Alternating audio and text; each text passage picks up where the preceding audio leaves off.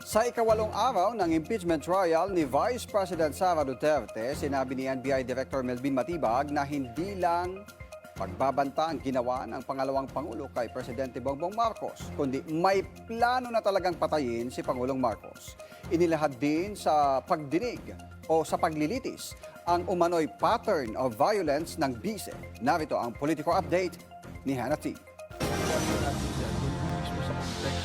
Harap na ang schoolmates na sina NBI Director Melvin Matibag at Senator Judge Alan Peter Cayetano sa Day 8 ng impeachment trial ni VP Sara. Pareho silang taga Ateneo de Manila Law School.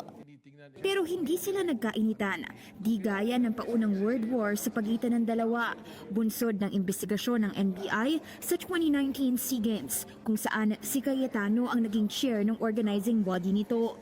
Kinwestiyon ni Cayetano ang tila pag-expand ng jurisdiksyon ng NBI sa mga investigasyon nito sa krimen.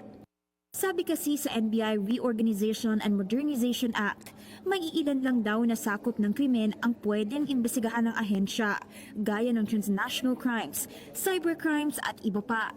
Hindi naman po sinasabi na nalilimita dyan ang aming pong pag-iimbestiga sapagkat malinaw po ang mandato ng NBI that we are the primary investigating body. Yun lamang nga po, merong mga kaso kung ito po ay bumagsak na sa jurisdiction halimbawa ng PNP na kanilang iniimbestigahan, we can still help and coordinate at the same way na kung kami po ay nag-iimbestiga at ang PNP pwede rin pong tumulong. Sinaway naman ni Senator Judge Pia Cayetano ang pag-flash sa screen ng testimonya ni retired policeman Arturo Las Cañas.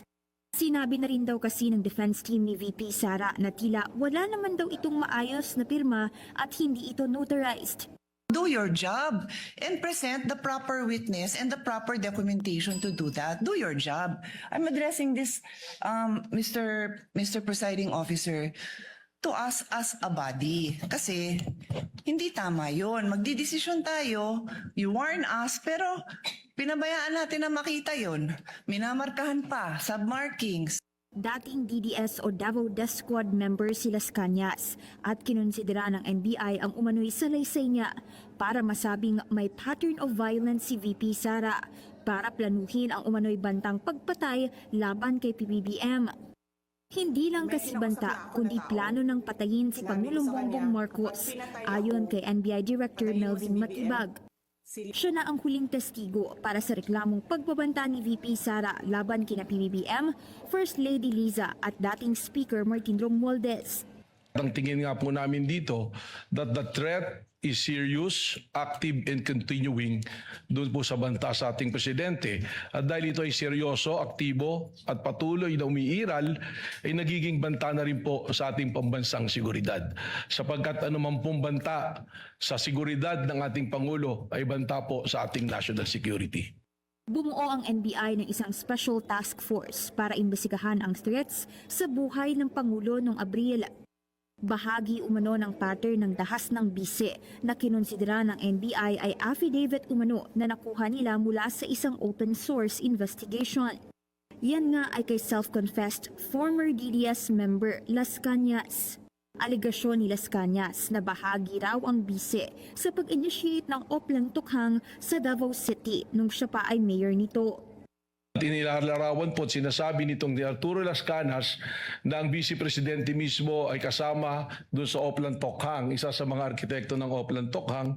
At dito rin po niya sinabi na instead na barilin at patayin para hindi nalalaman ng media, ay kidnapin na lamang yung mga subject po, mga shabu users o kaya yung pong ibang gumagawa ng krimen o nagtitinda ng droga at ibaw na lang po sa isang quarry. Na kung saan natagpuan po literal nitong Laod Quarry na mayroon po mga biktima ng extrajudicial killings. May kopya rin daw ang ICC ng salaysay ni Las Cañas at iba pang ebidensya sa ngayon kaso pagdating sa kampanya kontra droga. Sinubukang harangin ng defense team ni VP Sara ang pagbabasa ng kopya ng salaysay ni Las Cañas na dokumento ni Matibag. In other words, without the proper notarization and without the proper signature, then it is a mere scrap of paper. We cannot allow this witness to build his testimony based on this document. Kalaunay nagpaliwanag si Matibag na sa open source intel galing ito at malaki raw ang value ng dokumento sa direksyon ng kanilang investigasyon. Pinayagan ni Presiding Cheese Officer na basahin ito bilang bahagi ng NBI investigation. Sinabi sa salaysay na okay daw kay VP Sara bilang alkalde na laylow ang pagpatay sa pamamagitan ng kidnapping at paglibing sa kanila sa quarry.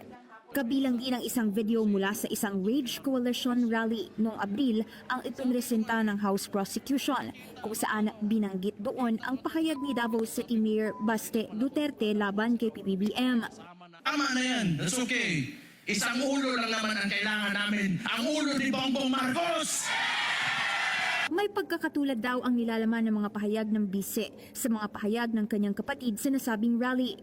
Sabi ni Matibag, nakilala niya rin ang ilang mga senador na hindi pa pinapangalanan na dumalo sa nasabing rally at ilang miyembro umano ng PDP laban kung saan dati na rin siyang naging miyembro. Binago na ng Senate Impeachment Court ang trial schedule ng bise. Walang trial sa July 27 at 28 dahil sona ito ng Pangulo at kontra sona naman sa susunod na araw. Pagkatapos niyan, magiging 10 a.m. to 3 p.m. na ang trial mula sa 2 p.m. schedule nito ngayong linggo. Para sa Politico Nightly, Hannah Tia, Billionaire News Channel.